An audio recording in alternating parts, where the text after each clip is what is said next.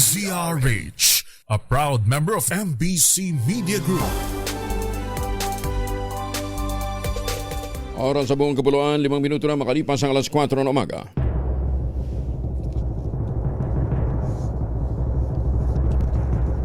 And the Golden Dove for Best Science and Technology Journalist goes to Angelo Palmones, DZRH. Ito na ang 28th KBP Golden Dove Awardee, Best Science and Technology Journalist, si Angelo Palmones sa Magandang Umaga, Pilipinas.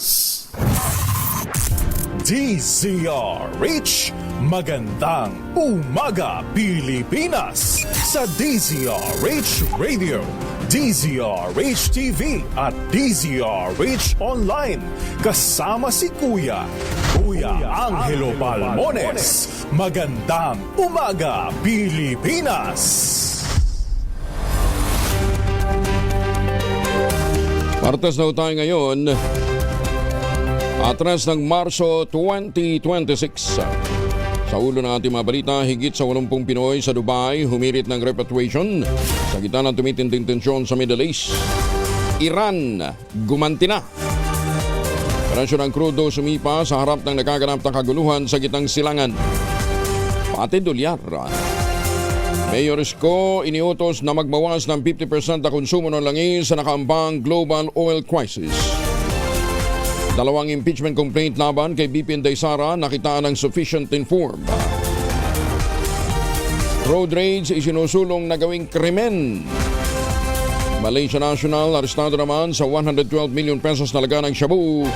Nasabat sa NAIA Terminal 1 ng Bureau of Customs.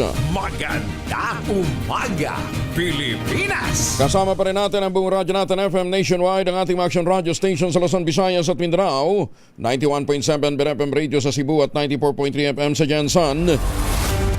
Sa detalye ng ating mga balita, patay ang isang minero sa nangyaring landslide sa isang coal mining pit sa Semirara Mining and Power Corporation sa Caluya, Antique. Kinilala ng Caluya Municipal Police Station ang biktima na si Ronilo Purgatorio, 48 anyos. Ayon sa pulisya, ino-operate ni Purgatoria ang isang bulldozer na mangyari ang naturang trahedya dahilan para matabunan siya ng lupa. Isinugod pa ito ng ospital ngunit idineklarang dead on arrival. Pinabulaan na naman ang pulisya ang mga report na 3 minero ang nasawi sa nangyaring aksidente at nilinaw na bukod kay Purgatorio wala nang ibang namatay o nasugatan. Ang Semirara Mining ang tinaguriang largest coal producer sa bansa. Makailang beses nang nasangkot sa mga insidente ng pagkasawi. Dulot ng landslide, aabot na ito ng 20 minero. Arestado naman ang isang 18 anyos na construction worker na suspect sa pagpatay ng 2 minor de edad na babae sa loob ng sementeryo sa barangay San Juan, Morong, Rizal. Tinukoy ng mga pulis ang suspect na si Jay. Umaming siya ang sumaksak sa 2 babaeng edad 12 at 13. Sinabi din niya na pinsan niya ang isa sa mga biktima. Kwento pa nito, matapos ang krimen ay grupo ng mga bystander ang matake sa kanya sa loob ng sementeryo dahilan upang mahubran siya at na maging duguan. Yan man lumabas sa investigasyon na tanging ang suspect lamang ang nakitang kasama ng 2 babae bago natagpuan ang kanilang mga bangkay. Nasa 23 pamilya na apektuhan ng sunog na sumiklab sa barangay 898, Punta Santa Ana, Maynila. Batay sa initial assessment, 10 kabahayan ang tinupok ng apoy habang 13 ang partially damaged. Bandang alas 5:53 ng hapon, biglang sumiklab ang sunog dahil sa magkakadikit-dikit ang mga bahay, mabilis itong kumalat. Umabot na 3 alarma ang sunog at idineklarang under control 1 oras makalipas. Sa ngayon, hindi pa matukoy ng otoridad ang sanhi ng naturang sunog. Marso ho ngayon, uso talagang sunog kaya't mayroon ho tayong Fire Prevention Month. Nanakawan ng halos kalahating milyong pisong halaga ng cash ang magkapatid ang kapatid ni Caloocan City Representative Edgar Erice sa lungsod ng Maynila. Matay sa police report, ipinarada lamang ng negosyanteng si Joselito Erice, 63, ang kanyang sasakyan sa tapat ng kanyang restaurant sa barangay 106 Maynila. Pagbalik niya Nakita na lamang ng biktima basag ng bintana ng kanyang kotse at nawawala ang sling bag na naglalaman ng cash, mga government ID at ATM cards. Nire-review na ng pulisya ang kuha ng CCTV camera sa lugar upang matukoy ang pagkakakilanlan ng suspect. What is happening to the crime and order, General?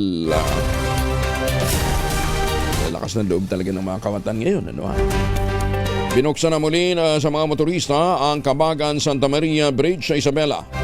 Ito'y makaraang makumpleto ng Department of Public Works and Highways. Ang pagsasayos ng nawasak na bahagi nito matapos lamang ang 2 buwan. Ayon sa DPWH Region 2, maaari ng daanan na nasabing tulay ng mga sasakyan hanggang 3 tonelada ang bigat at 2.5 meters ang overhead height. Kaugnay nito, pinaalalahanan naman ng mga motorista na sumunod sa pinaiiran na restriction para matiyak ang kaligtasan ng lahat. Ang reopening ceremony ng Kabagan Santa Maria Bridge ay pinangunahan ni Public Works Secretary Vince Dizon kasama sina House Speaker Bogie D, House Minority Leader Marcelino Limanan at mga lokal na opisyal. Bagong balita, bagong impormasyon. Kasama si Kuyang Angelo Palmones. Magandang umaga, Pilipinas! 4:12 ang oras sa buong kapuluan. Ay mga misi, sa may araw si Mr. pag-uwi galing ng trabaho, abay dalian sa germs sa katawan nila. Para labanan ng amoy araw at amoy pawis, gumamit ng Shield Bath Soap regularly. Unbeatable ang Shield sa paglaban sa germs versus another brand may shea butter. Pampalambot ang kuti sa presyong abot kaya 12.50 SRP. Kaya naman recommended ito ng Philippine Nurses Association. Kaya mga misi, say challenge yun subukan ng Shield Bath Soap. Galit sa sakit, may malasakit, sulit na sulit. May nanalo na. Nasungkit na ng isang maswerteng mananaya ang tumataginting na 17 million pesos. O ang kabuuan ay 17,977,214 Mega Lotto 645 jackpot prize. Ito'y matapos makuha ng lucky winner ang winning combination numbers na 12, 25, 45, 40, 33, 27. Ayon sa Philippine Charter Statistics Office, nabili ng lucky winner ang winning ticket sa isang lotto outlet sa Rizal. Samantala, wala pang nakakasungkit sa Grand Lotto 655 jackpot prize na ngayon ay nagkakahalaga ng mahigit sa 45 million pesos. Wala daw kasing nakahula ng winning combination numbers na 05, 07, 18, 33, 38 at 27. Talo tayo ng mga taga-BIR. Parang araw-araw nananalo sa loto. Itinanghal naman si Philippine Amusement and Gaming Corporation Chairman at CEO Alejandro Tenco bilang Best Entertainment Tourism Leader sa 32nd Iskal International Makati Tourism Personality Awards. Ginanap ito sa Grand Ballroom ng Okada. Inilala ang nantaunang parangal, inorganisa ito ng Iskal International Makati, ang mga individual at mga institusyon na may malaking ambag sa pagsusulong ng turismo sa bansa. Patunay ang nasabing pagkilala kay Chairman Tenco sa lumalaking papel ng PAGCOR sa entertainment at integrated resort sector. Sa ilalim ng pamumuno ni Chairman Tenco, itinulak nito ang ahensya na magkaroon ng mas malawak na regulated gaming, hindi lamang para pagkunan ng kita ng gobyerno, kundi makatuwang din sa pagpapalago ng negosyo. Sinabi ni Chairman Tenco na bagamat ang papel ng PAGCOR ay gaming regulator, nakikita naman nila ang mahalagang papel ng gaming industry sa pagpopromote ng ating mga destinasyon, makabuo ng mga trabaho at mapalakas ang tourism ecosystem para matulungan ang sambayanang Pilipino. Binigyan din niya na ang maayos at responsableng pamamahala ng integrated resorts ay nakatutulong sa pag-akit sa mga lokal at mga dayong turista, gayon din sa pagpapalago ng lokal negosyo at paglikha ng hanap buhay sa mga komunidad. Magandang umaga, Pilipinas! Tumutok sa DZRH at manalo ng instant 1,000 pesos sa Malakas promo kasama ang Pride Detergent. Malakasan ang makinig at manood sa DZRH! Lubusin na natin. Eto, para ho sa mga taga-barangay Katmon, Malabon. Good morning sa mga taga-Malabon, ha? Ang tropa po ni Sherwin Alparo kasama ang Pride Detergent ay nandyan sa barangay Catmon, Malabon. Mamimigay sila ng pira. Ready na ba kayong tandaan ang ating word of the day para manalo ka ng DZRH mini component? Eto na! Ang ating word of the day ay capacious. Capacious. Ang ibig sabihin daw sa Tagalog ay malawak na. Sa Cebuano, lapad. Ayan, ha? Capacious. Ang ating word of the day. Ano sa Ilonggo ang capacious ba?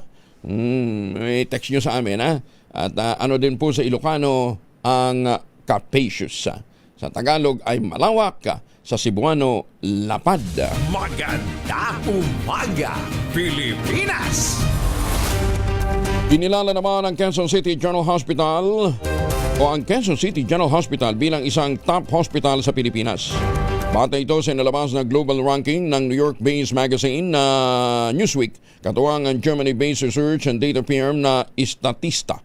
Nasungkit ng Quezon City General Hospital ang ika-24 na pwesto sa 33 mga nangungunang ospital sa bansa, kung saan nag-stand out dito bilang tanging Level 3 LG Hospital na may 10 fully accredited department at may fellowship training program. Binatayan sa naturang ranking ang 4 na kriteria kabilang ang peer recommendation mula sa medical professionals, hospital quality matrix, patient experience at ang implementasyon ng patient reported outcome measures o PROMs. Sa isang mensahe, sinabi naman ni Mayor Joy Belmonte na ang naturang pagkilala ay patunay ng commitment ng pamahalaan lokal na mabigyan ng mga residente ng dekalidad na healthcare services sa pamamagitan ng pinagandang pasilidad at upgraded na mga serbisyo.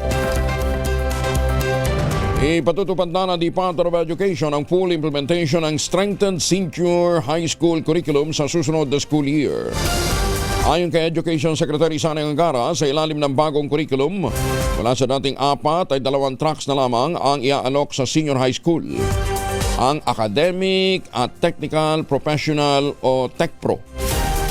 Pabawasan na lamang din sa 5 ang core subjects bilang bahagi ng hakbang ng kagawaran para mas matutukan ang foundational competencies ng mga mag-aaral at iayon ang kanilang kakayahan sa higher education at workforce demand. Kabilang sa naturang core subject ang effective communication, life and career skills, general mathematics, general science at pag-aaral na kasaysayan at lipunang Pilipino. Ang nalalapit na nationwide rollout ng mas pinaigting at mas pinabuting senior high school curriculum ay kasunod ng naging matagumpay na implementasyon ng pilot program sa mahigit 800 paaralan sa bansa. May alok namang libreng sakay ang MRT3 para sa mga kababaihan sa darating na linggo, March 8. Ayon sa pamunuan ng MRT3, ito'y bilang bahagi ng selebrasyon ng International Women's Day. Maaaring makabil ng libreng sakay ang mga kababaihan mula alas 7 ng umaga hanggang alas 9 ng umaga at mula alas 5 ng hapon hanggang alas 7 ng gabi. Ayon sa MRT3, simpleng paraan lamang ito ng pagpapakita ng pasasalamat at pagkilala sa mahalagang kontribusyon ng bawat kababaihan sa komunidad. Binigyang pagkilala naman ni 6th District Bulacan Representative Salvador Cador Pleito ang mahalagang papel ng kababaihan sa ating bansa at sa buong mundo ngayong Women's Month. Sa kanyang privilege speech, ibinida ni Congressman Odor, 9 na ang kababaihang miyembro ng 20th Congress na niya ay nagsisilbing makapangyarihang boses sa national legislation.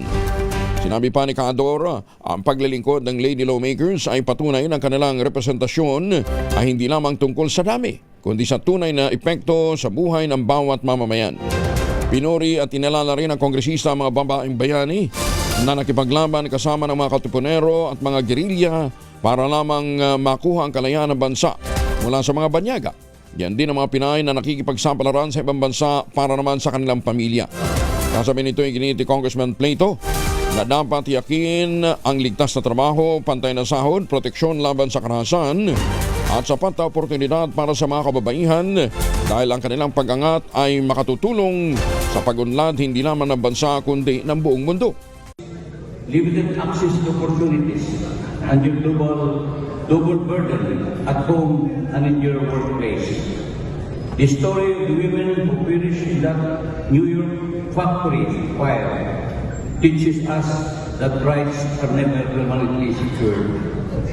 Women's rights must be protected, defended, and strengthened through just laws and compassionate governance.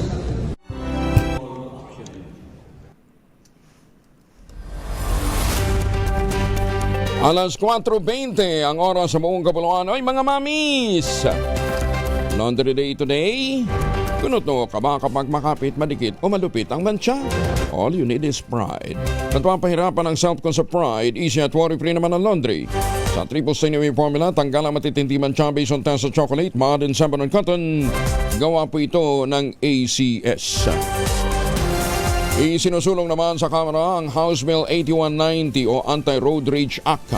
Naglalayon nitong gawing kriminal o criminal offense ang road rage. At pag magpataw na mabigat na parusa sa sino mang mapapatunayang siga-siga sa daan. Sa ilalim ng panukala ni House Majority Leader at Ilocos Norte Representative Sandro Marcos, tinukoy ang road rage bilang sinadyang agresibong aksyon ng driver o sakay ng sasakyan na naglalayong manakot, manakit, magbanta, bunsod ng traffic-related incidents. Sino man ang mapapatunayang sangkot sa away kalsada ay posibleng makulong na mula 6 na buwan hanggang 4 na taon o pagmultahin ng 20,000 hanggang kalahating milyong piso. Mas mabigat naman ang kaparusahan kung gumamit pa ng deadly weapon o kung may sangkot na uniform personnel at kung ang biktima ay bata, buntis, senior citizen o person with disability. Otomatikong babawiin din ang driver's license o lisensya ng barel nang mapapatunayang nagkasala. Isa sa ilalim rin ang sangkot sa road rage sa mandatory anger management training sa koordinasyon ng MMDA at Philippine National Police. Samantala, babaeng engineer na empleyado ng DPWH Northern Samar First District Engineering Office binaril ng dating kinakasama nitong sundalo. Patay.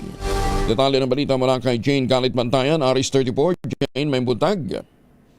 Nasawi ang isang babaeng engineer at sugatan ng kapatid nito ng barilin kahapon ng umaga ng dati nitong kinakasama na isang sundalo. Naganap ang pamamaril sa barangay Dalakit, Bayan ng Katarman, Northern Samar.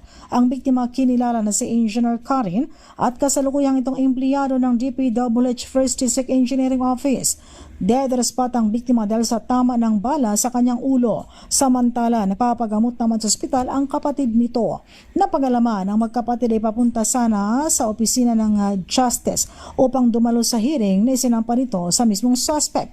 Sa mismong kuha ng CCTV, makikitang nakaupo sa kanyang motorsiklo itong suspect. Maya-maya lamang tumayo ito at tumakbo patungo doon sa kinaroroonan ng biktima at narinig na lamang ang sunod-sunod na putok. Hindi na nakuha sa CCTV ang actual na pagbaril. Dead on spot ang biktima matapos ang matining tama ng bala sa ulo. Agad inatasan ng Northern Samar Police Provincial Office ang Katarman Police ang paglulunsad ng hot pursuit operation laban sa nasabing akusado na napag-alaman isang active member ng Philippine Army na nakadestino sa Catbalogan City sa Samar. Kinilala ito sa kanyang pangalan na si Jerome Tejero. Nakapost rin sa social media ang mukha nito. Lahat ng police units ay inatasan na magsagawa ng checkpoint operations. Nananawagan ng PNP na magbigay ng impormasyon sa otoridad kung may nalalaman sa kinaroroonan ng nasabing suspect. Kasalukuyan pang pag-iimbestiga ng otoridad sa nasabing insidente. Mula sa Aksyon Radyo Katarman, RH34 Jane Galit Bantayan ng DZRH. Una sa Pilipinas, una sa Pilipino. Daghang salamat, Jane Galit Bantayan. Isang Malaysia national ang inaresto naman ng Bureau of Customs sa Ninoy Aquino International Airport Terminal 1 dahil sa bitbit na mahigit 112 million pesos na laga ng illegal drugs noong Sabado. Ang bagahe ng naarestong suspect ay dinala ng mga tauhan ng BOC upang inspeksyonin. Natuklasan ang mga illegal na droga nakatago sa loob ng kanyang check-in luggage. Na-recover ng BOC ang mahigit 16 kilos ng puting crystalline substance na hinihilalang shabu na may street value na mahigit 112 million pesos nga. Ang operasyon ay pinangalahan ng Customs Anti-Illegal Drug Task Force sa pakikipagtulungan ng NAIA Interagency Drug Interdiction Task Group. Ayon naman kay Customs Commissioner Adiel Pumaseno, ang pagkakakumpiska ng illegal drugs sa Malaysia National ay bahagi ng direktiba ng Pangulong Bongbong Marcos na palakasin ang kampanya kontra illegal drugs. paigtingin ang pagbabantay sa mga pantalan at paliparan ng bansa. Epektibo na ngayong araw ikasyam na magkakasunod na linggong price hike ng mga produktong petrolyo. Bago pa man po magkaroon ng kaguluhan sa gitang silangan. Di lalo na next week. Ayon sa mga kumpanya ng langis, 1.90 o halos 2 piso ang dagdag presyo sa kada litro ng gasolina. 1.20 naman ang taas presyo sa kada litro ng diesel at 1.50 naman sa kerosene. Ang naturang price adjustment ay bunsod ng lumalalang tensyon sa Middle East at supply disruption sa Persian Gulf. Good luck sa mga susunod pang mga araw, ha? Nagpatawag ng emergency meeting ang Department of Energy sa mga oil company upang tiyakin sapat ang supply ng langis at paghandaan ang epekto ng inaasahang malakihang taas presyo sa mga produktong petrolyo. Ayon sa Department of Energy, posibleng ipatupad ang staggered o paunti-unting price increase sa mga susunod na linggo upang mabawasan ang bigat ng epekto nito sa mga motorista. Tiniyak naman ng ehensya na may sapat na supply ng langis ang bansa na tatagal ng 1 hanggang 2 buwan. Nagkabuking nga. Nakala ko ba 30 days lang ang ating inventory. Gayunman, nagbabala pa rin ang DOE na maaari pang tumaas ang presyo ng langis, lalo kung magpapatuloy ang kaguluhan sa rehiyon at mapatuloy na maapektuhan ang Strait of Hormuz na isinara ng Iran. Epektibo ngayong Martes, magpapatupad nga ng 1.90 na pagtataas sa kada litro ng gasolina, dadagdagan naman ng 1.20 ang bawat litro ng diesel, 1.50 sa kerosene. Magandang umaga, Pilipinas! 10th Infantry Division, sinimula na ang Women's Month. 25 opisyal ang naitasang ranggo. Congratulations! Detalye ng balita mula kay Jun Soter mula sa Action Radio Davao. May buntag mo, Jun. Mayong buntag usab, Kuyang Angel. Formal ng sinimula ng 10th Infantry Aguila Division ng Philippine Army ang pagdiriwang ng National Women's Month 2026. Kasabay ng papaparangal sa mga bagong na-promote na opisyal sa sagawang flag raising ceremony sa Camp General Manuel Tian Sr. sa Barangay Tuburan, Davao de Oro kahapon Marso 2. Sa seremonya, 25 opisyal ang opisyal na itinaas ang ranggo kung saan 5 ang na-promote bilang major at 20 naman bilang captain. 7 sa mga bagong opisyal ay kababaihan na nagpapakita ng patuloy na paglawak ng papel ng mga babae sa pamumuno sa loob ng Armed Forces of the Philippines. Sa mensahe ni AP Chief of Staff General Romeo Browner Jr. na binasa ni 10th ID Commander Major General Alvin Luzon, binigyan diin ang mahalagang ambag ng kababaihang sundalo sa iba't ibang larangan ng serbisyo tulad ng pamumuno ng intelligence, medisina, aviation at peacekeeping. Ayon naman kay Major General Luzon, ang pagdiriwang ng Women's Month at ang daning of ranks ng mga opisyal ay sumisimbolo sa pagkilala sa kakayahan, sakripisyo at dedikasyon ng mga sundalo, lalo na sa kababaihan sa pagtataguyod ng misyon ng sandatahang lakas. Ang mga bagong na-promote na opisyal nagampanan ang kailang bagong ranggo na may kababaang loob, tapang at dangal. Ito si June Suter para sa DZRH. Una sa Pilipinas, una sa Pilipino. Dagang salamat, Jun Suter. Magandang umaga, Pilipinas! Ang buntang sa mga tigpaminaw nato diyan sa Kidapawan o sa mga towns, sa iba't ibang mga bayan dyan po sa Kidapawan City. Yan, Itinatanong ni Esther Solis, wala na po bang mahiwagang tunog? Nag-iipon pa ho. Masakit ho kasi sa bulsa ang araw-araw na pamimigay ng 1,000, ha? Ayan, masakit po sa bulsa ko. Ayan. May mga inaayos lang ho tayo. May mga inaayos lang ho tayo na mga tawag dito, paraan kung paano makapag-produce pa ng magandang mahiwagang tunog. Ayan, ha? Pero sa ano ninyo, babalik din yan. Tumutok sa DZRH at manalo ng instant 1,000 pesos sa Malakas promo kasama ang Pride Detergent. Malakasan ang makinig at manood sa DZRH! Dami kasi reklamador eh. Namimigay ka na nga ng pera. Maramot ka pa daw. Anyway, may winner na agad si Sherwin Alparo. Sherwin, good morning! Yes, magandang umaga Kuya Angel. Dapat sa gantong kaaga, madilim pa lang, nagsasangag na kayo. Sarap. Oo, yan dapat ang ginagawa natin pag maaga. Nagsasangag na ng maraming kanin at maraming bawang. Yan, napakasarap yan. Naman yan. Lagyan ng konting asin, ha? Mamaya, lagyan natin konting asin yan. Dahil, Nilalagyan mo ba, pag ikaw ba nagsangag, nilalagyan mo ng ano yun? Sangkap sarap? hindi na. Kasi Lagyan mo. ganito yan, no? Lagyan mo Dapat- lang. Lalagyan mo ng dapat konti. Oo, lalagyan mo Oo, ng dapat. konti. Alam mo kung bakit masarap ang sinangag? Bakit? Siyempre, nilalamukos-lamukos yan, di ba? Oo, syempre. Gabi pa lang, dapat minamasa mo na yung kanin. Di ba? Lahat ng lasa ng kamay na Oo. panglamukos yan. Lalo kung mahaba ang mga kuko. Uy, wag ka na! Hoy! Sumusok-sok sa kuko. Wag! Bad yan. Ikaw talaga. Oh. Sarap. Hindi. Hindi naman yun. Ano yan? Actually, ginagamit yan. Kutsara. Pero hindi ko naman alam bakit naman ganito ka. May outing ba tayo? Ang dami naman natin sinasangag. Saan ba tayo? Hindi. Pantinda ba to? Tapsilog Pantinda yata pala yan to. eh. Pantinda pala itong sinasangag kong ito. Ang dami. Alam mo masarap sa sinangag? Oh. Kaplog. Oo. Kape, sinangag, tsaka itlog. Ayan. Meron pang mas masarap doon. Ano? Pakaplog. Ano naman yung pakaplog? Pandesal, kape, sinangag, tsaka itlog. Pakaplog. May pandesal na, may sinangag pa. Sobra ka. Ang mga Pilipino mahilig sa karbo. Oo. Kumakain na nga ng kanin, sasabayan pa yun ng pansit canton. Kasi yung ulam tong sinangag sa pansit canton.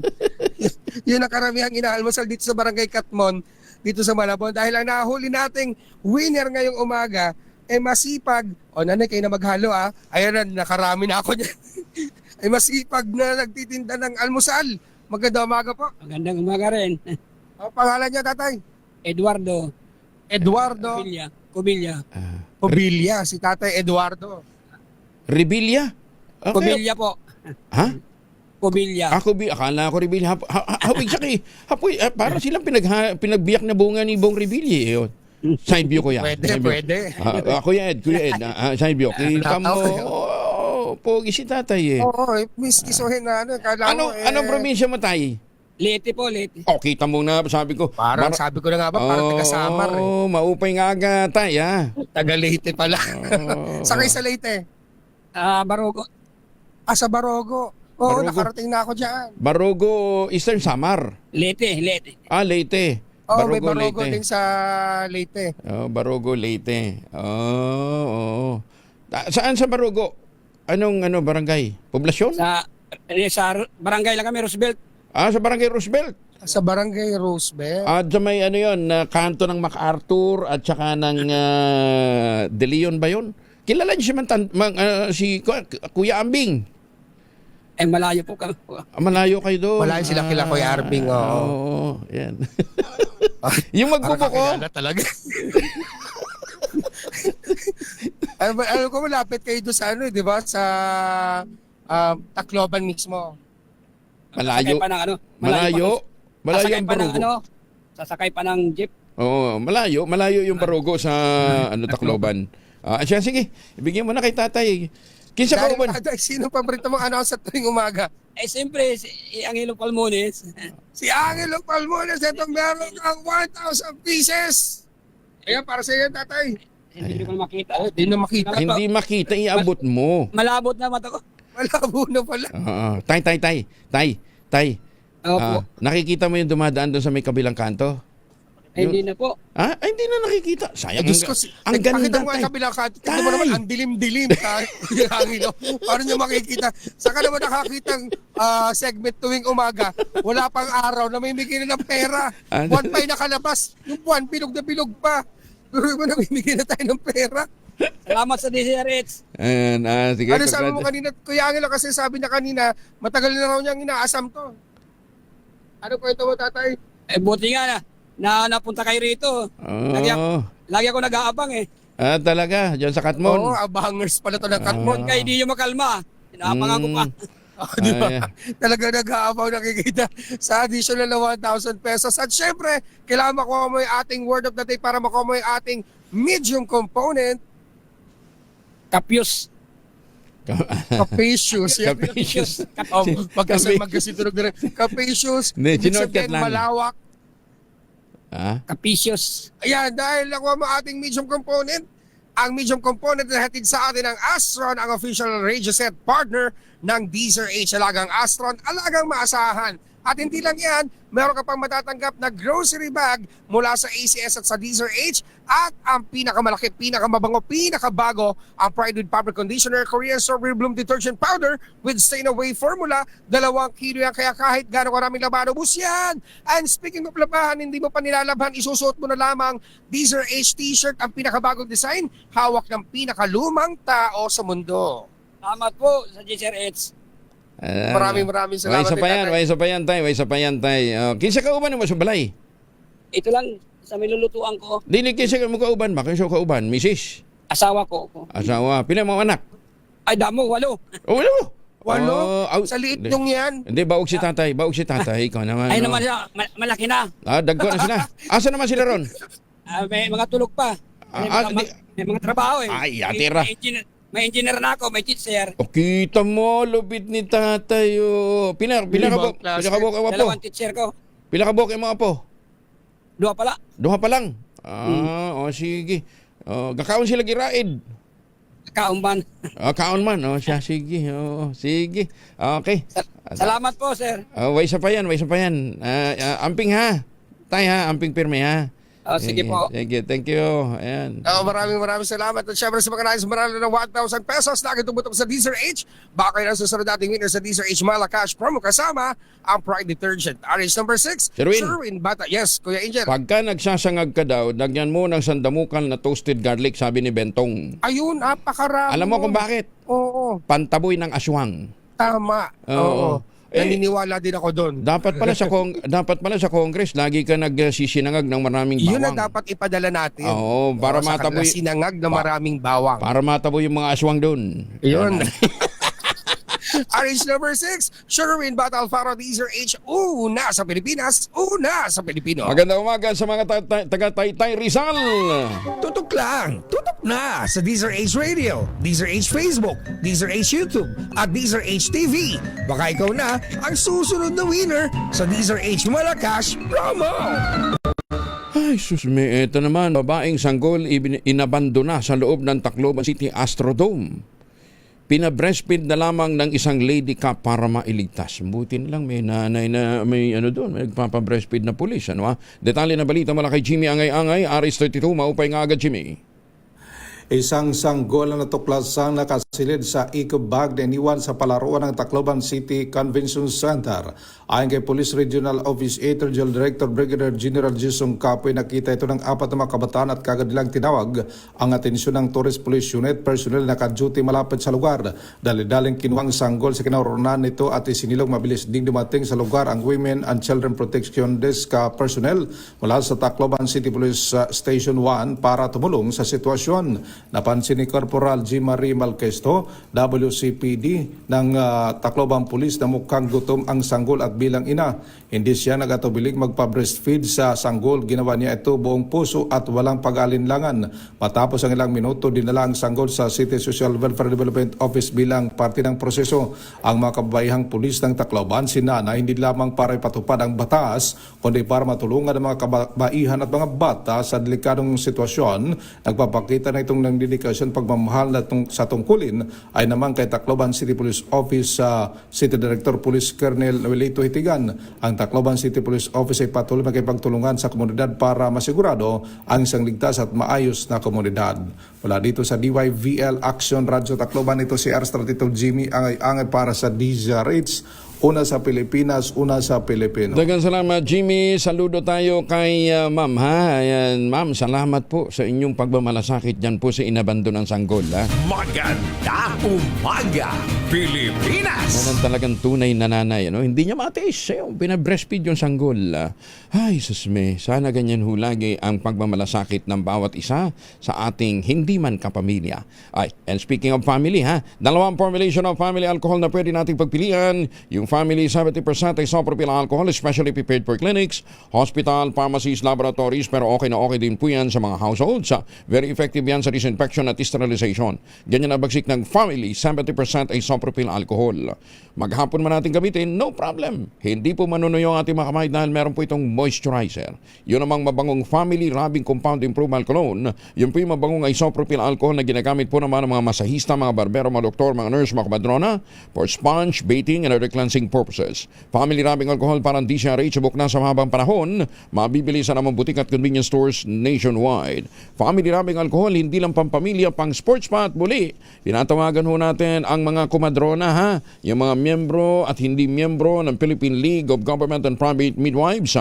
27th National General Assembly of Midwives, ang tema Stand Tall, Midwives as Health Service Providers Amidst Adversity. Yan po ay April 15 to 17 sa The Forum Philippine International Convention Center sa Pasay City. Bukas po ito para sa lahat ng kumadrona, applied for CPD units. Para po sa karagdagang impormasyon, may kipag-ugnayan kayo sa 0956-196-6050 o sa 0915-855-1119. Maganda umaga, Pilipinas! 41 makalipas ang alas 4. DCRH number 1 Na naman! sa Metro Manila, pati rin sa Mega Manila.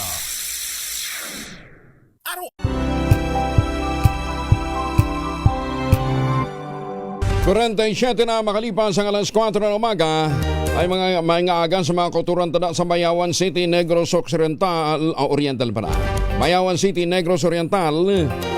Ay magandang umaga din sa mga suki natin dyan po sa Kinapawan, ha? Sam Silongan at saka si Seni Silongan, alas 3 pa lang daw gising na sila dahil magluluto din. Ayan, ha? Seni Silongan at si Sam Silongan. Magandang umaga din kay Jose Banzuela at Sally Banzuela, ha? Na araw-araw ding nakatutok ho sa atin. Ayan, ha? Thank you! 48 makalipas ang alas 4 ng umaga sa mga suki natin sa iba't ibang panig ho ng mundo. Lalong-lalo na mga seafarers natin. Ingat ho kayo, ha? Lalo-lalo na yung mga naglalayag.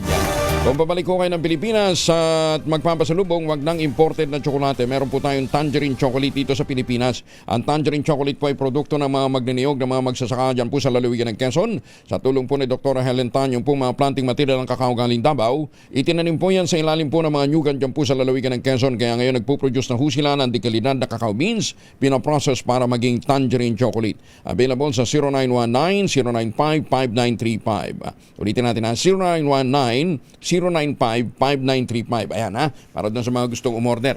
Meron din po itong mahigit 10 variants na mga raw material galing din po sa ani ng mga magsasaka. Pwede nyo i-check sa tangerinechocolate.ph. Sabi nga ni Dr. Helen Tan, sino bang magmamalasakit sa Pilipino kundi ang kapwa Pilipino? Kaya sa bawat bili natin ng tangerine chocolate, pinalalakas natin ang loob ng ating mga magsasaka, pinalalakas natin ang ating lokal na ekonomiya.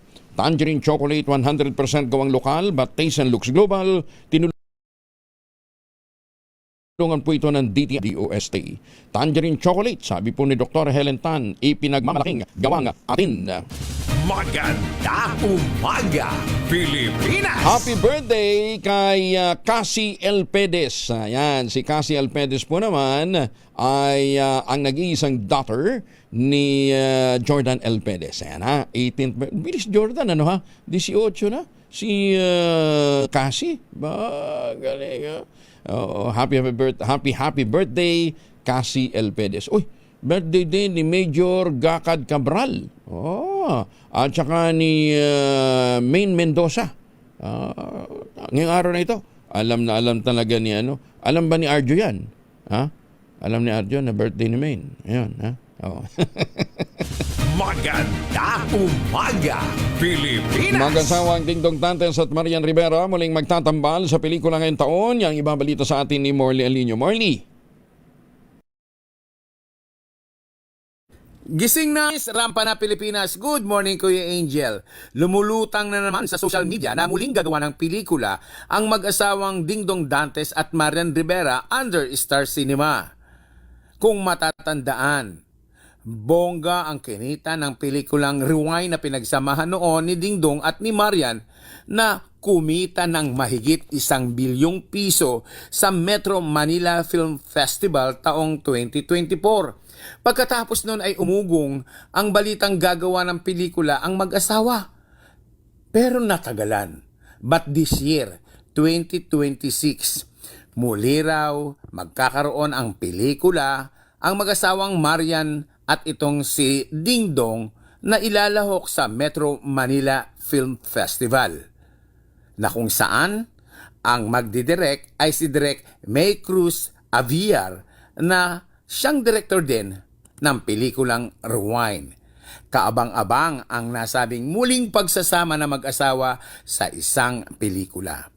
Iyan ang ating DCRH Showbiz Status News. Ako po ang inyong RH47, Morley Alinio para sa DCRH.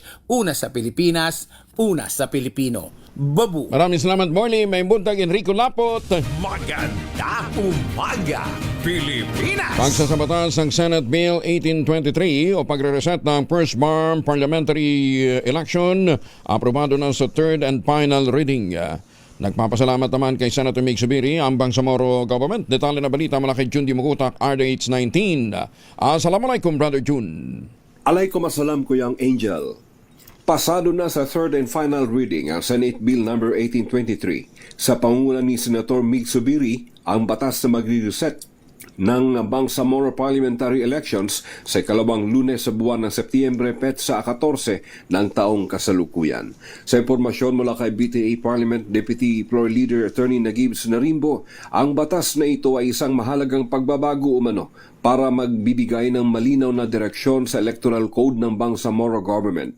Kagaya ng pakikipagtulungan nito sa pagpasa ng Bangsamoro Organic Law noon, na-recognize ng Senate President at ni Senator Zubiri ang walang kapagurang presensya at pagbibigay technical support ni Attorney Narimbo upang mapagtibay at mabigyang prioridad ang pagsabatas ng Senate Bill 1823 bilang karapatan ng mamamayan na pumili ng kanilang mga representative sa Bangsamoro Parliament sa September 2026. Sa hindi matatawarang malasakit na ito ni Senator Zubiri para sa Bangsamoro Government, labis ang pasasalamat ng Bangsamoro people sa Senador na tumindig at bumoto pabor sa pagsabatas ng panukalang ito. Since pasado na sa third and final reading ang Senate Bill No. 1823, inaasahang ilang buwan mula ngayon, maglalatag na rin ng muling paghahanda ang COMELEC bilang pagtalima sa batas na ito.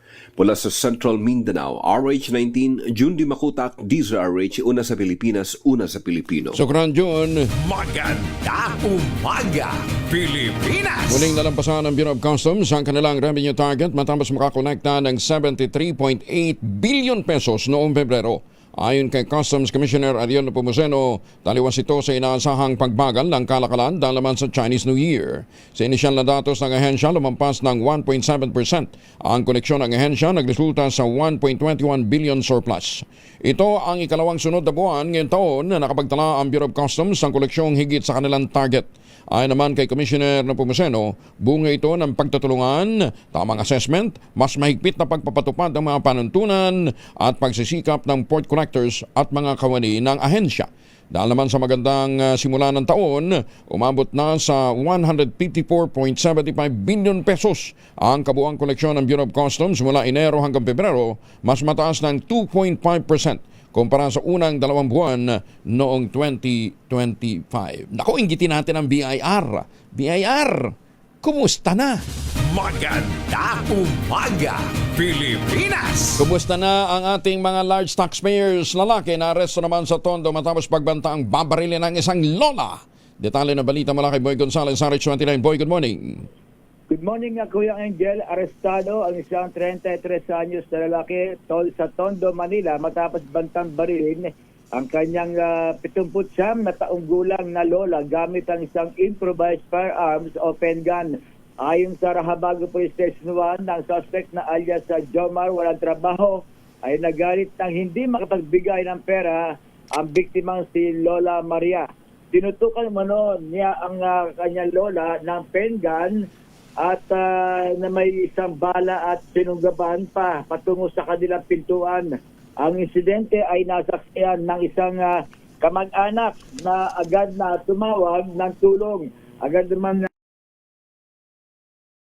dumating, nag-police at naaresto si Jomar sa lugar kasabay ng pagkaka-recover ng penggan. Naharap ang suspect sa mga kasong great threat, slight physical injury at paglabag sa comprehensive firearms and ammunition law. Ito si Boy Gonzales para sa Disares, una sa Pilipinas, una sa Pilipinas. Maraming salamat, Boy. Maganda umaga, Pilipinas! Yun naman daw pong pahayag ng 18 ex-Marines kontra sa logic at basic math, kailangan pang busisiin ayon kay Senator Ping Lacson. Detalye na balita mula kay Raymond at Paz, RH28. Raymond, good morning. Maraming tanong ang dapat masagot bago payagan ang 18 dating tauhan ng Philippine Marines na humarap sa pagdinig ng Senado. Ito ang deklarasyon ni Senador Panfilo Ping Lacson na siyang chairman ng Senate Blue Ribbon Committee. Sa kanyang privilege speech, sinabi ni Lacson na kaduda-duda ang umano'y delivery ng 805 billion pesos sa ilang kilalang mga opisyal ng gobyerno na inilagay umano sa mga maleta. Galing umano ito sa kickback mula sa mga flood control project sa panahon ng Congressman Saldico, ang chairman ng House Appropriations Committee. Sa kanyang computation, ang 805 billion ay 805 metric tons ng papel de bangko. Hiwalay pa ang 53 tonelada ng mga maleta. Tinawag niyang logistical nightmare ang paggalaw ng napakalaking halaga ng pera. Ang pagbababa, pagbibilang, muling pag-iimpake, pagkakarga at paghatid ng pera ay abutin ng 5.5 taon o hanggang kalagitnaan ng 2028 kung nagsimula ito noong 2023. Dagdag pa ni Lacson ang paglipat ng ganitong kalaking halaga ng pera sa limit na 500 million pesos kada araw ay mangangailangan ng 1,610 na delivery mula sa bahay ni Ko. Aabuti ng mahigit 4 na taon upang makumpleto. Tanong pa ng senador kung 805 billion pesos ang diniliver ay magkano naman ang napunta kay Ko. Hindi umano niya minamaliit ang pahayag ng 18 ex-Marines. Ang kailangan lang ay matiyak ang credibility nila at ng kanilang kwento upang hindi magamit ang Senado sa pagpapakalat ng propaganda at maling impormasyon. Narito si Senador Ping Lacson. Siguradong bibigyang kulay na naman ng mga trolls ang mga tanong na ito. Pero isipin na lang natin kung magagamit ang mga nasabing aligasyon bilang instrumento ng propaganda o anumang motibo, hindi ba dapat ay logical at mathematically possible man lamang ang mga akusasyon? Ito si RH28, Raymond Adpaz para sa DCRH, una sa Pilipinas, una sa Pilipino. Maraming salamat, Raymond. Maganda umaga, Pilipinas! 59 na makalipas sa alas 4 na umaga, oras na para tayo po naman ay mag-ultabayo. Pero sabi nga ho ng mga dalubhasa, 1 oras bago matulog, 2 kapsula, mas mapapakinabangan natin o mas mararamdaman natin ang mga benepisyo po ng ultabayo. Ang ultabayo po ay postbiotic with lactococcus lactose plasma Duma clinical trial, hindi testimonial, hindi kwentong kutsero, kundi human clinical trial din po sa Japan. Ang bawat kapsula ng ultabayo nagtataglay ng 50 billion cells ng lactococcus lactose strain plasma. Kaya napaka-potent po nito na pagpasok po sa ating katawan, ina-activate po yung PDC, yung plasmacytoid dendritic cell. Yan po yung tinatawag na madalubhasa na commander ng ating immune system, responsable sa pagtataboy ng mga toksin sa ating katawan habang tayo po ay natutulog. Kaya nakatutulong ang ultabayo para ma-achieve natin ang magandang tulog. Pag magandang tulog, may panlaban tayo sa puyat, pagod at stress, may panlaban tayo sa mga hamon ng kinabukasan. Ayan, ha? Ilan lamang yan sa mga benepisyo po ng ultabayo. Kaya doon sa mga nagtatanong ng mga senior citizen, kung uubra ba yan para ho kay junior, ha? Kay Manoy, magtanong ho kayo sa 0931-033-2871. May mga medical experts o tayo nakastambay dyan, ha? 0931-033-2871. Ang ultabayo po ay registrado sa Food and Drug Administration, halal certified. Available po ito sa Mercury Drug, Mesca Drug, HB1 Plus Pharmacy at Curamed. At ang magandang balita, kapag bumili ka ng isang box ng Ultabayo Postbiotic, yung 30 capsules sa alinmang Mercury Drug Store sa buong bansa, makakakuha ka pa rin ng free 100 pesos Mercury Drug Gift Certificate Promo runs until July 31, 2026 only. Per DOH, FDA, CFRR permit number 0981-0/2025. Mahalagang paalala, ang ultrabayo ay hindi gamot at hindi dapat gamiting panggamot sa anumang uri ng sakit. Maganda umaga, Pilipinas! Sa mga nagtatanim ng nyog, ito ho ang magandang balita. Inaasahang sisigla ang export ng coconut products matapos baguhin ng Estados Unidos ang kanilang dietary health guidelines kung saan binigyan diin ang kahalagahan ng pagkonsumo ng mga healthy fats. Ayon sa United Coconut Association of the Philippines o UCAP, ang 2025-2030 US Dietary Guidelines sa isang simbolikong pagbabago sa dieta ng mga Amerikano. Inilalarawan ito bilang isang inverted food pyramid kung saan ang mga taba o fats ay nasa itaas na ng listahan. Paliwanag ng chairman ng United Coconut Association of the Philippines na si Marco Reyes, sa nakalipas na mga dekada, laging masama ang tingin sa mga saturated fats tulad ng coconut oil dahil sa lipid heart theory, isang paniwala na ang taba at kolesterol ang pangunahing sanhi ng sakit sa puso. Pero napatunayan nga nila na healthy ang coco fat. Sa ilalim ng bagong guidelines, inilista ang babala laban sa coconut oil at ang tanging limitasyon na lamang ay hindi dapat lumampas sa 10% ang daily calories na manggagaling sa saturated fat. Ayan, ha? Kaya nga yung iba, sinasabi nila pinakamagandang pagsaing, haluan natin ng virgin coconut oil. Yan ang napakamasustansyang kanin. Maganda umaga, Pilipinas! Alas 5:02 ang oras sa buong kapuluan. This time check is brought to you by ACS Manufacturing, ISO certified, maker of world-class quality Pride detergent. Bioflu, two or more symptoms, baka flu na yan. I-Bioflu na. Wala nang paghimik, totoo lang ang intensyon. Puro gaya ng champion, tapat po sa inyo. United Home for Sulfate Iron. Healthy blood para sa healthy glow. RH! Ang balitang yan ay hatid sa inyo ng RH Super, ang shot ng tropa. Kauna-unahan sa Pilipinas. NBC Manila Broadcasting Company. DZRH, a proud member of MBC Media Group. Bagong balita, bagong impormasyon, kasama si Kuya Angelo Palmones. Magandang umaga, Pilipinas! Martes tayo ngayon sa mga nakakalimot at 3 ng Marso 2026. Balik tayo sa mga balita, sasagutin ng pamahalaan ng United Arab Emirates o UAE at ng Dubai ang lahat ng gastusin sa hotel at pagkain ng mahigit 20,000 turistang na stranded sa kanilang bansa. Bakit na ito ng krisis sa transportasyon at pagsasara ng airspace sa rehiyon sa buong Gulpo, kasunod ng tensyon sa Middle East. Sa anunsyo ng Abu Dhabi Department of Culture and Tourism, minatasan ang lahat ng mga hotel. Wag na muna ang palisin ng mga guests na hindi makauwi dahil sa mga canceled flights. Sa halip, i-extend ang kanilang pananatili at direktang ipadala ang bill o invoice sa gobyerno. Ayon sa General Civil Aviation Authority ng UAE, layunin nitong matiyak na walang turistang magigipit habang sarado ang kanilang airspace. Pamilya ng nasawing OFW sa Israel na taga-Basista, Pangasinan hindi pa rin nagbibigay ng pahayag. Detalye ng balita mula kay Freddy Pardo, Aris 38. Masantos siya kabasan ni Chikamin sa ating mga kababayan dyan sa Pangasinan, Freddy. Masantos siya kabosan, Kuyang Angel.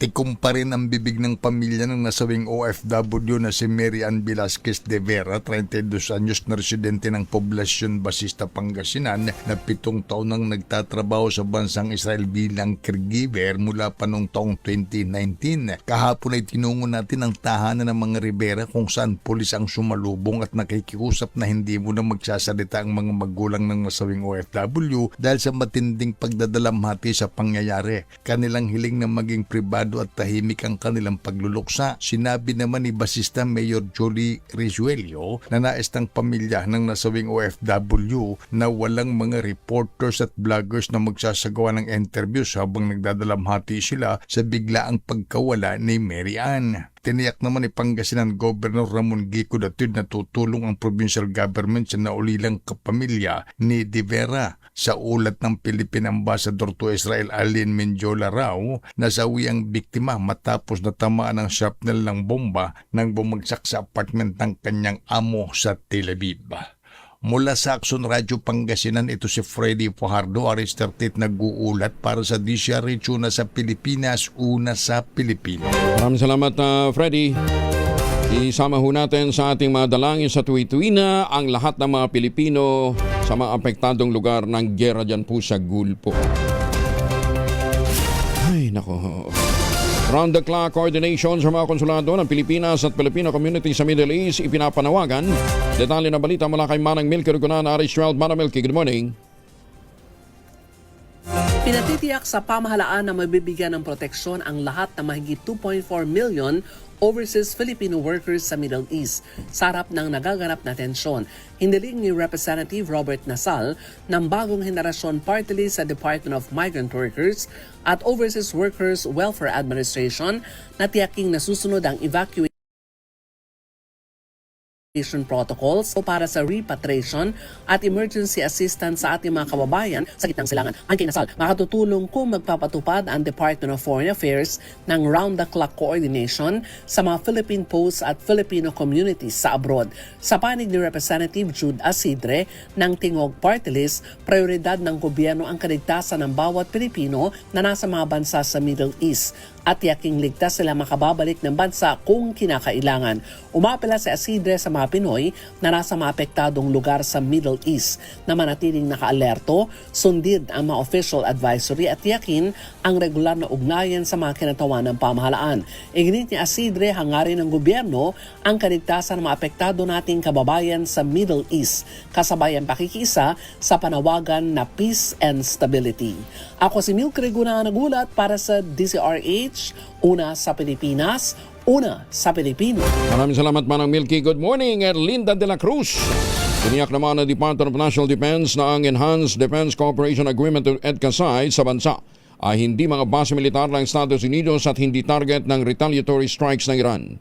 Ito ay kasunod ang panawagan ni Senator Erwin Tulfo na suriin ang EDCA sa gitna ng lumalalang sigalot sa pagitan ng US, Israel at Iran.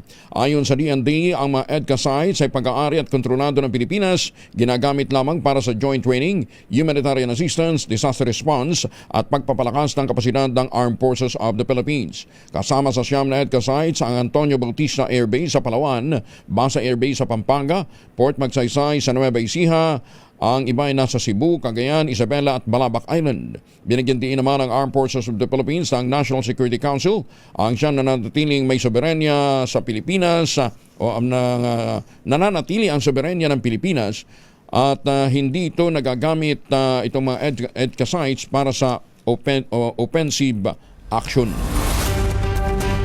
Pangulong BBM iniutos ang interagency coordination kaugnay ng krisis sa Middle East. Detalye na balita mula kay Let Narciso, Aris 14. Let, good morning.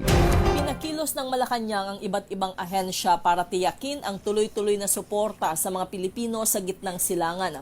Ayon kay Department of Migrant Workers Secretary Hans Leo Kakdak, iniutos ni Pangulong Ferdinand Marcos Jr. ang interagency coordination kung saan ang Department of Health ay may nakalatag ng medical response kabilang ang online medical services at mental health at psychosocial support para sa mga OFW.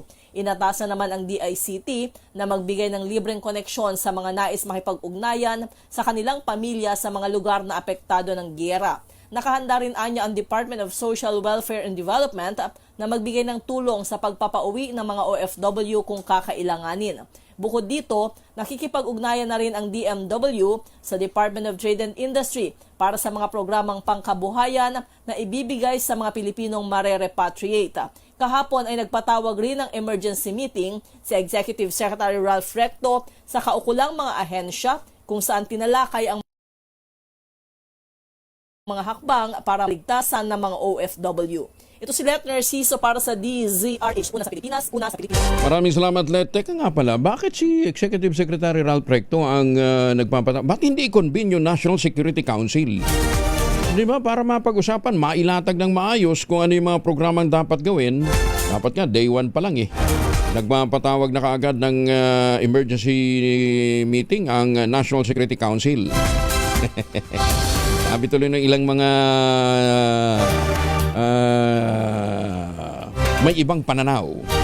Kasi doon sa National Security Council, kinakailangang kasama din sa pulong yung mga dating presidente. Ayan.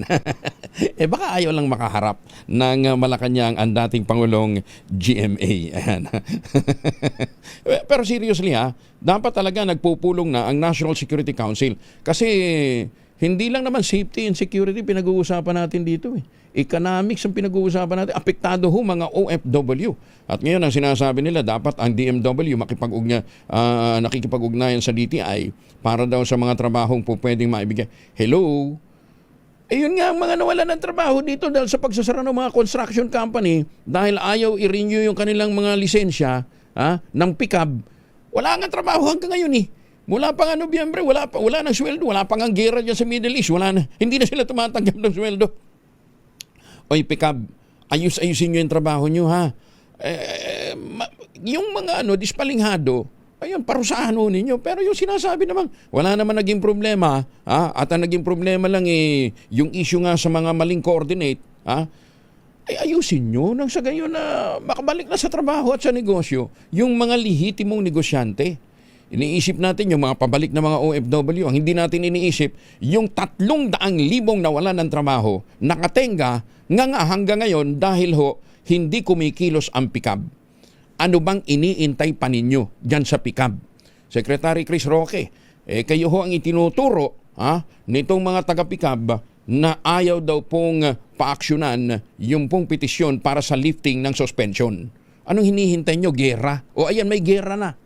Ba't hindi pa rin kumikilos? Maganda umaga, Pilipinas! Tulog. Nagpatupad ng 50% fuel consumption cut sa Maynila bilang paghahanda sa posibleng pagbaba ng supply ng langis mula sa Middle East. Sa anunsyo ni Manila Mayor Isko Moreno, layunin ng Executive Order No. 7, bawasan ang paggamit ng krudo bilang paghahanda sa banta ng oil crisis dulot ng patuloy na tensyon sa gitnang silangan. Kasabay nito, hinimok ni Yorme ang publiko, lalong-lalo na ang nasa perbandong sektor, makipagtulungan sa mahakbang na ito ng pamahalaan ng Maynila.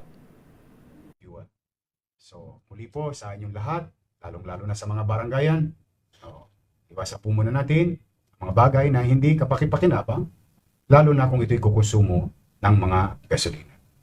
Sa mga private sector, ulitin ko po, ako po'y nananawagan sa inyo na tayo magkaisa, at nasa ganun naman, may awa ng Diyos, we will survive this. But for the meantime, we do our part. We have to work hand in hand with the national government, local government, the private sector, and the community. Maganda umaga, Pilipinas! Dapat yan ang mga linya ng presidente. Pwede naman hiramin siguro, Yan naging pahayag ni Yorme Isko. Mamalengke nga muna tayo. Bonifacio Market naman ang kinaroroonan ni Edwin Duque, RS23. Uy, alam, presyo ng kamatis tumaas. Hindi, iba pa yan. Kala ka magkasama Alamin muna natin ang presyo ng mga bilihin dyan po sa Bonifacio Market mula kay Edwin Duque, RS23. Edwin, good morning. Good morning, mahibuntag Pagigel. Wala na, matapos yung tatlong buwang pagtaas ng karne ng manok Pagigel mula sa dating 210, abay bumalik na sa 200 pesos. Habang itong presyo ng karne Pagigel ay natiling 270 pesos at yung pork chop 270, ang giniling 280, itong pigi ay 280. Itong pata, ito yung 260 yung ulihan. At yung pata-urahan ay 270. Nanatili naman sa 360 itong presyo ng depo.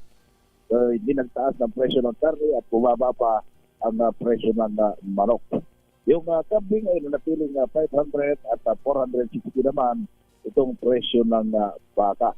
Abay, bumaba naman ito yung presyo ng pista dahil itong bangos nabibili mo ngayon ng 200 to 220. Ito yung galing na Dagupan, habang galing ng Pangasinan, pinakamataas na itong 240. Ang presyo naman ng galing ng Bulacan at Pampanga, 180 pesos. Kapag itong tilapia ay 110 at yung pinakamalaking klase ng tilapia itong itim na kulay, yung plapla, ay umabot ng 140. Habang itong galing Bulacan, mabibili mo lamang ng 90 pesos hanggang 110 pesos. Sa presyo naman ng Galunggong Retail ay 280. At Tampakol, napakababa kayo ng presyo mula sa 280 ay 300 ay bumaba ng 170 pesos. Habang itong yellow pin ay 280. Halos 20 yung binaba ng presyo ng esta. Habang ibang yung pusit lumot, 160 na lamang ito. Mula sa dating 180 at pusit kalawang 160. Ang pagkalamares angel ay 260 pesos. Halos 20 pesos din yung binaba. Yung shrimps, 180 hanggang 480 pesos. Yung malaking size, yung pinakamalaki, 520. Hindi naman gumalaw pa ibang presyo ng mga isda maliban din sa mga pang-araw-araw na binibili. Ang presyo ng gulay, ang palaya 40, kalabasa 60 pesos. Yung kamatis bahagyang ay kwentuhan ng mga vendor ang kamatis daw ay pwedeng ulamin sa lahat ng bagay, pwedeng patoto at pwedeng gawing salad. Yung labanos, 90 pesos, talong 60 hanggang 80 pesos bawat kilo. Yung ibang presyo, di naman na gumalaw at ang presyo ng labuyo, manatiling 200 pesos. Sa prutas, walang pagalaw. Sa presyo ng bigas diesel, pag-umpisa ito ng 40 pesos. Ito yung bagong ani. Brown rice, 26 pesos. Aslin, 55. Red rice, 60 pesos. Japan rice, 58. Yung malagkit, 58, 80 pesos. At pinakamagandang klase ng malagkit, 100 pesos bawat kilo. Yan ating price sa monitoring report. Wala pa rin dito sa Bonifacio Market sa Malubat. Arizona 3, Erwin Duque nagsulat sa Pisa Region sa Pilipinas, una sa Pilipinas. Maraming salamat, Edwin Duque. Magandang umaga, Pilipinas! Magandang umaga sa mga taga-Ibaan, Batangas. Mayor Senny Mendoza ng Talisay. Good morning. Kumusta ho yung ating mga tawilis yan, ha? Off-season ngayon ang tawilis eh. Walang harvest ngayon ang tawilis. Sarado, di ba? Sarado ang tawilis ngayon. Walang harvest, di ba? Bawal ngayon. Malapit ang birthday ni Mayor Senny Mendoza. Ikaw naman, Malu, talagang pinaalala mo malapit ang birthday ni Mayor Senny Mendoza. Dapat sasabihin mo, malapit na ang pagdadagdag ng edad. Si Mayor Senny, ilan taon na ba si Mayor Senny? 30, 40? Ayan. 35. Ayan. Presyo ng kamatis tumaas. Diyan daw po sa Nueva Ecija. Pero yung sibuyas, bagsak pa rin. Detalye na balita mula kay Grace Ansano, Aris 25. Grace, good morning. Good morning, Angel. Bumaba o medyo bagay naman tumaas ang presyo ng kamatis ngayon dito sa Nueva Ecija at maging sa karatig lalawigan ng Nueva Vizcaya na itinuturi top producer ng mga kamatis. Sa ngayon, naglalaro na sa 10 to 15 pesos kada kilo ng kamatis. Ito ay malayo sa presyo noong mga nakalipas na buwan na pumalo ng mahigit 100 kada kilo. Ating nakita ang panlulumo ng maraming mga magsasaka dahil nga nang maramdaman nila ang pagbulusok ng presyo nito. Katunayan, noong nakalipas na linggo, pumalo lamang ito ng 6 hanggang 10 piso kada presyo ng kamatis sa farm gate. Taliwas naman ito sa ani ng ibang mga klase ng mga gulay na tumaas ng 20 hanggang 30 pesos. Ang talong ay naglalaro na lamang sa 10 pesos hanggang 15 pesos kada kilo. Sa ngayon ay isa sa mga tinitingnan din na dahilan ng pagbagsak ng sibuyas na presyo ay dahil na lumalabas na old storage. Ang presyo naman ng sibuyas sa kulay apla na sibuyas ay naglalaro sa 30 hanggang 40 pesos kada kilo. Habang ang kulay puti naman ay naglalaro sa 30 hanggang 35 kada kilo sa farm gate. Kung ganito raw ang presyo ng sibuyas, malamang mas baraw-baraw yan sa peak harvest season hanggang sa ikalawang linggo ng buwan ng Abril. Yan ang ating update. Ito, si RH25, Grace Ansano, una sa Pilipinas, una sa Pilipinas. Maraming salamat, Grace. Magandang umaga, Pilipinas! Bakit nga ba sibuyas magmumura ng gano'n? Pwede nyo namang gawing atsara. Alam ba ninyo na hindi lang pala para sa tiyan ang pagkain ng mga fermented food gaya ng atsara, yogurt at kimchi? Ito ay may taglay ding superpower para protektahan ang ating utak. Ayon sa pinakabagong pag-aaral, ang regular na pagkain ng fermented foods ay may malaking papel sa pagpapanatili ng brain health at pag-iwas sa mabilis na paghina ng isipan habang tumatanda. Kaya ako yung binibigay sa akin laging atsara ni tita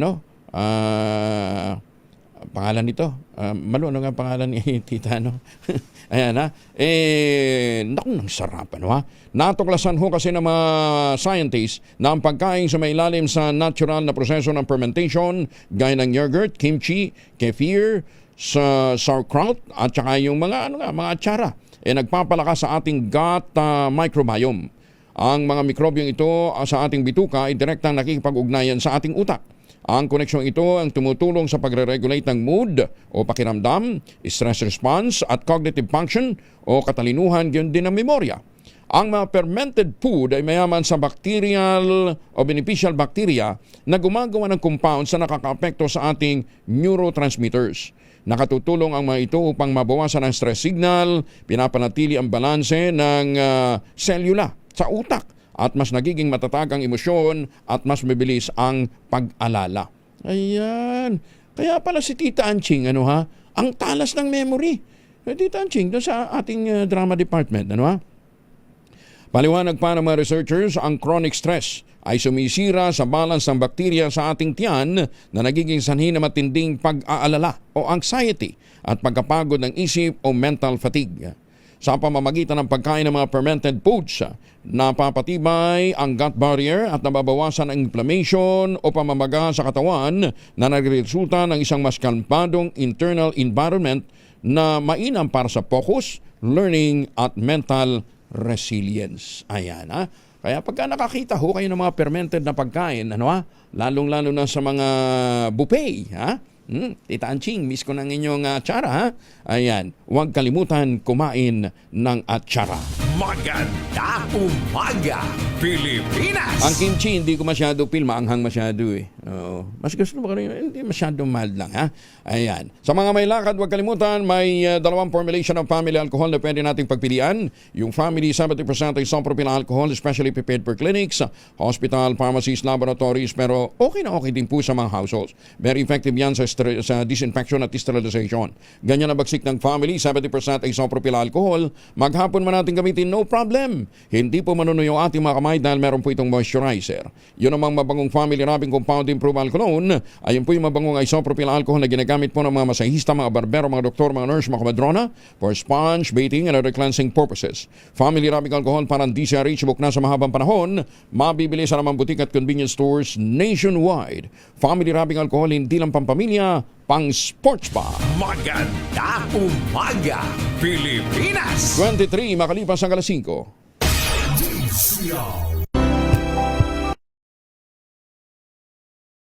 Formasyon kasama si Kuya Angelo Palmones. Magandang umaga, Pilipinas! 29 makalipas ang alas 5 na umaga.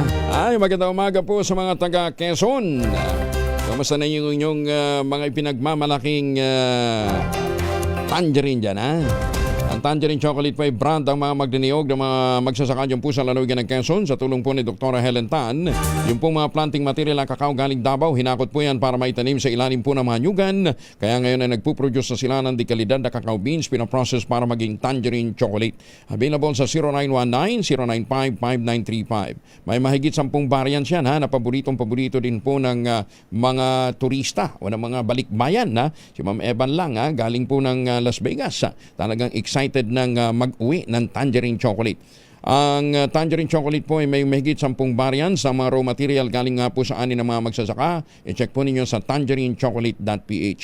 Sabi nga po ni Dr. Helen Tan, sino bang magmamalasakit sa Pilipino kundi ang kapwa Pilipino? Kaya sa bawat tangkilik natin ng tangerine chocolate, pinalalakas natin ang loob ng ating mga magsasaka, pinalalakas natin ang ating lokal na ekonomiya. Tangerine Chocolate 100% gawang atin. Kaya pakiusap ni Dr. Helen Tan, sana man ay ating tangkilikin. Magandang umaga, Pilipinas! Congratulations sa mga bagong Quezonian Juris Doctors mula po sa MLQU School of Law.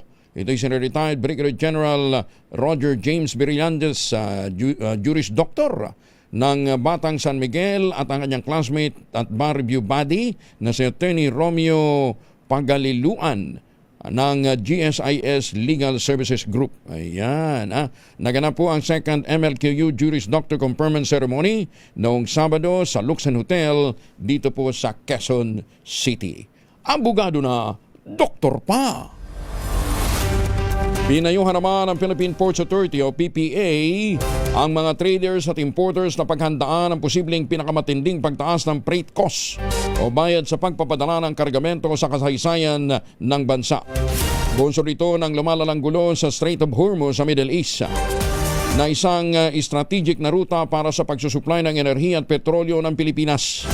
Ayon sa PPA General Manager na si Jay Santiago, ang mga importer ang labis na naapektuhan nito dahil ang Pilipinas ay isa sa may pinakamataas na shipping cost sa Southeast Asia.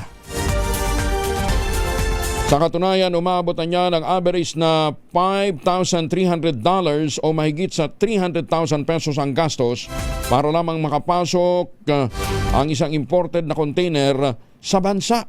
Aba, ganun kamahal. Noong nakaraang taon o 2025, nakapagtala ang PPA ng record high na 30.09 billion pesos na kita dahil sa sigla ng importation sa construction materials at langis. Subalit ang inaasahang paglago daw ngayong 2026 ay nanganganib dahil sa lumalalang tensyon sa Middle East. Bukod dyan sa paghina din ng construction industry. Babala ng mga eksperto kung hindi agad huhupa ang tensyon, asahan ang mas mataas na presyo ng mabilihin sa mga lokal na pamilihan dahil sa mataas na gastos sa pag-angkat ng mga raw material at ng krudo. Ang National Security Council hindi pa rin ipinatatawag. Cashier at kasabwat ito arestado naman.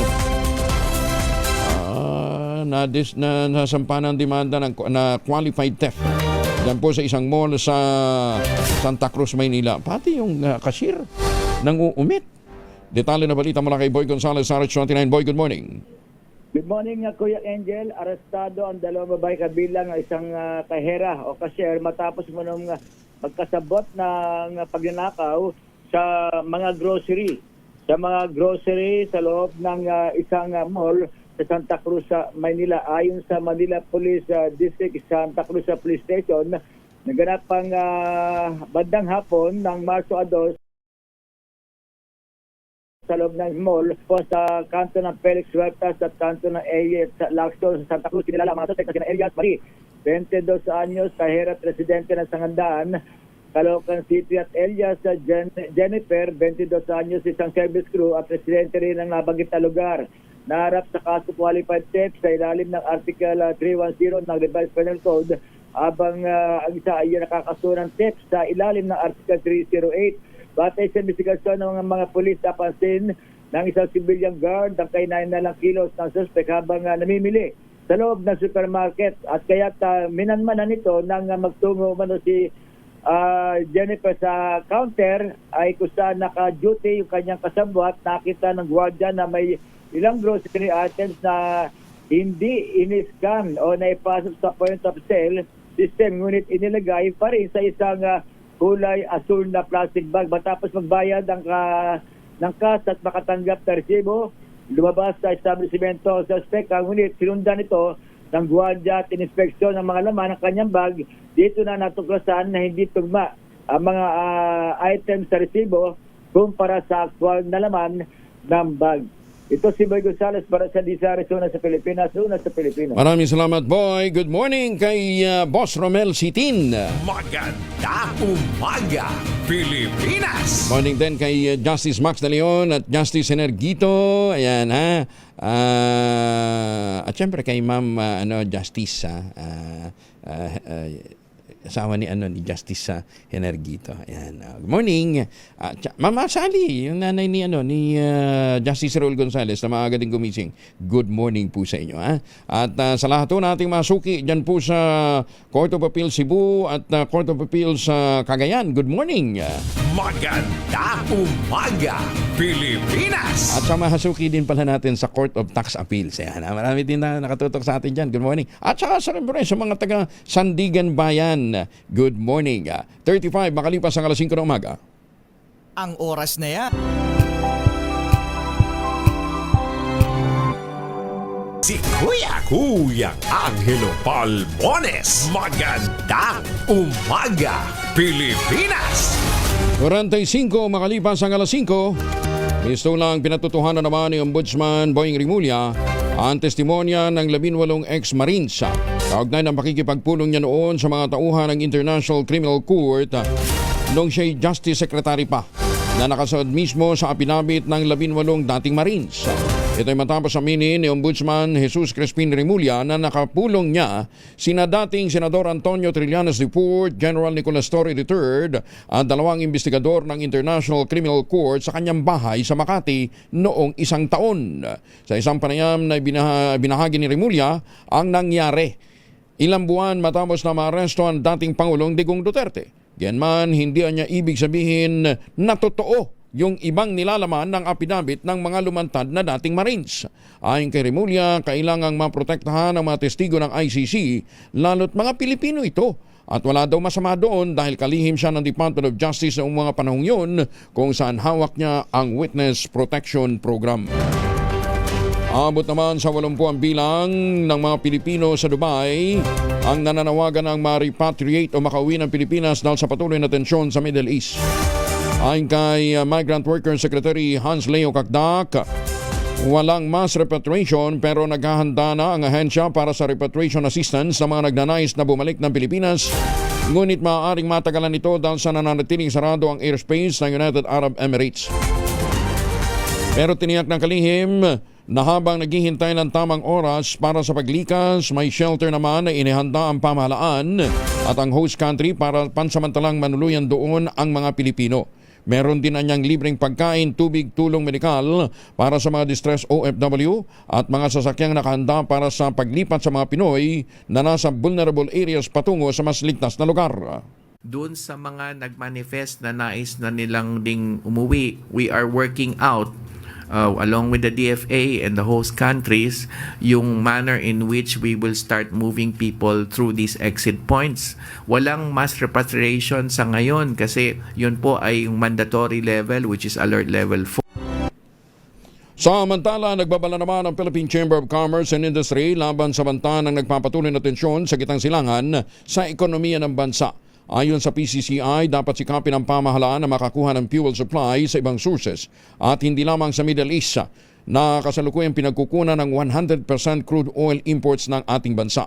Nananawagan din ang grupo sa Department of Energy na pabilisin ang transition sa renewable energy at domestic power sources bilang pangmatagalang buffer sa harap ng inaasahang pandaigdigang pagbabago dahil sa nagpapatuloy na kaguluhan sa gitnang silangan. Binigyan diin pa ng PCCI ang anumang disruption sa labor market sa nasabing rehiyon ay magpapahina sa primary pillars ng Philippine economy na personal remittances. Paliwanag ng business group, ang pinagsamang epekto ng pagtaas ng transport costs at posibleng paghina ng remittance inflow ng mga OFW ay maituturing na banta sa posibleng magpataas din sa ating inflation. Wala pa daw meeting ang National Security Council. Nananatiling matatag ang commitment ng Association of Southeast Asian Nations o ASEAN sa pagpapalakas ng interregional cooperation upang matiyak ang kaligtasan ng mga mamamayan mula sa buong rehiyon na naiipit sa lumalalang gulo sa Middle East.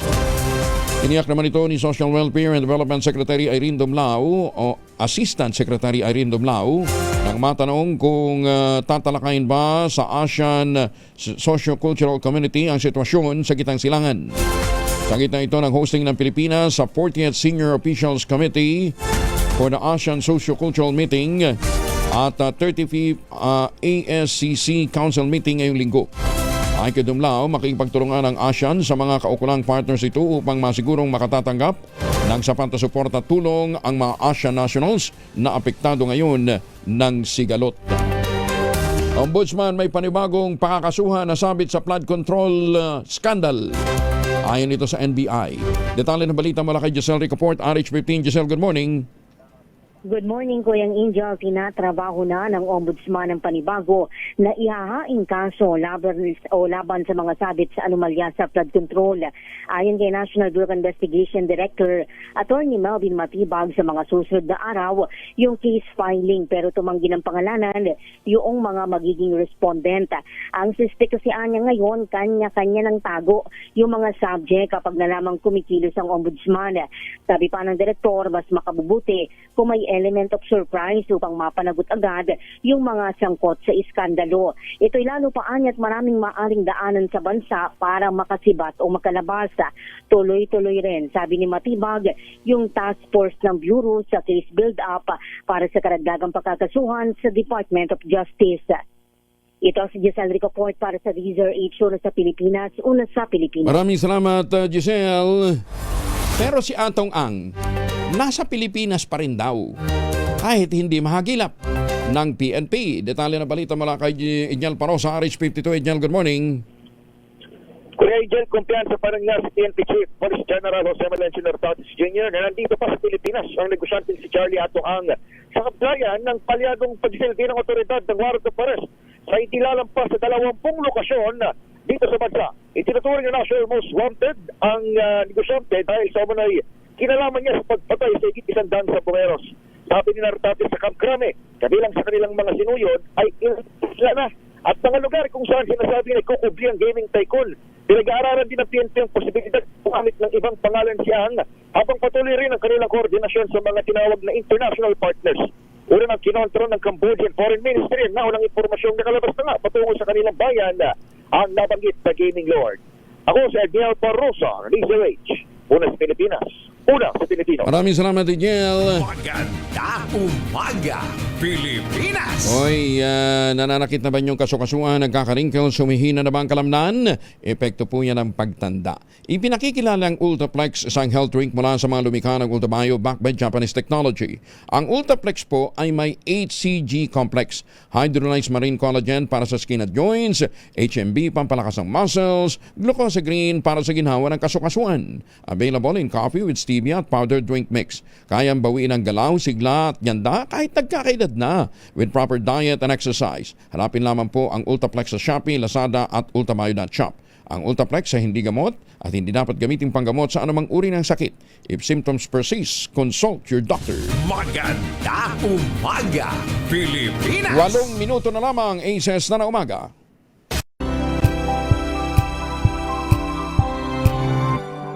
Albones, magandang umaga, Pilipinas!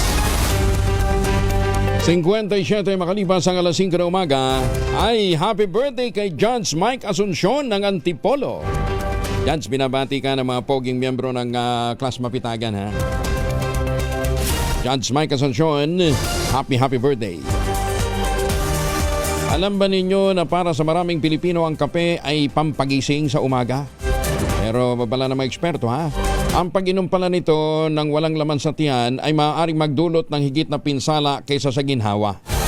Ayon sa mga pag-aaral sa digestive health, ang kape ay hindi lamang pampagising ng isip kundi pati na rin sa ating digestive system. Pinasisigla nito ang paglabas ng mga hormone na gastrin at saka yung CCK o yung colocitokinin. Basta ganun yung hirap na colocitokinin. Ang mga hormones na ito ang nag-uutos sa gallbladder na maglabas ng bile o apdo at sa colon o malaking bituka na nagsisimulang gumalaw. Kaya man may panganib na kapag ginawa ito ng hindi kumakain, magkakaroon ng acid reflux. Inihahalin tulad ng mga eksperto ang pag-inom ng kape ng walang laman sa tiyan ng pag-apak sa gas pedal nang walang krudo ang sasakyan. Dahil walang pagkain na tutunawin, ang asido ay umaakyat pabalik at nagiging sanhi ng heartburn o acid reflux. Yung palang ibig sabihin nun. Irritation, ang biglang paggalaw ng bituka ng walang laman ay maaaring magdulot ng discomfort sa tiyan.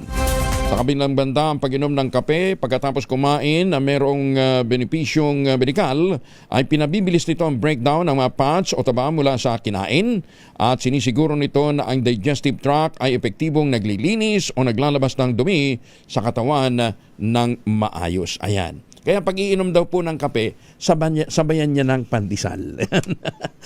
Pag iinom ng kape, ng kape lang sa umaga, dapat may lamang iba ang ating tiyan. Ayan. Mag-breakfast kayo sa katunying. Ayan, ha? Ay, kaya ng masarap na batutay. Maganda umaga, Pilipinas! Paborito ko doon, katunying, kalabasa ensimada. 2x2 at ACS Balita, susunod na sa ilang saglit. Kuya Angel po, si Angela Palmones, nag-iwan sa inyo na isang magandang umaga. Magtanim ng kawayan para sa kalikasan at kabuhayan. Ang ating quote of the day ngayong umaga ay mula po kay Sun Tzu. Ang sabi niya, "The greatest victory is that which requires no battle." Oras sa buong kapuluan, ACS na ng umaga. Maganda umaga, Pilipinas! This time check is brought to you by ACS Manufacturing Corporation, ISO certified, maker of world-class quality Pride detergent.